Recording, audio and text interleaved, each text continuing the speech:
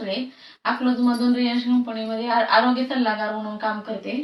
माझ्या आईला कॅन्सर झाला होता, मग तिला आम्ही हे अमृत ज्यूस दिलं.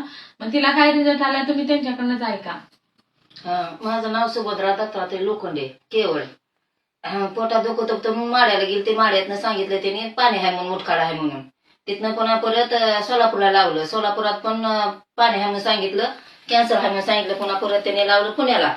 पुन्हा पुण्यातनं पुन्हा परत मुंबईला लावलं. तिथं पण आयुर्वेदिक औषध द्या म्हणले, कॅन्सर आहे म्हणून. तिथं काय फरक पडला नाही म्हणून पुन्हा परत बार्शीला जावा म्हणले. बार्शीला कॅन्सर हॉस्पिटलमध्ये गेला. 6 कुमू दिलं.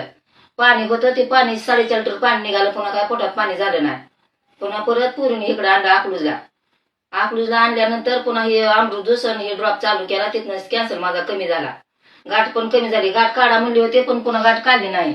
दवाखान्यात म्हणले होते ऑपरेशन करा, पण ते ऑपरेशन नग म्हणले इकडे गाठ जिरते म्हणून पुन्हा इकडे आम्ही आला. मग इथं औषध घेतल्यानंतर गाठ पण जिरली, ऑपरेशन पण केलं नाही.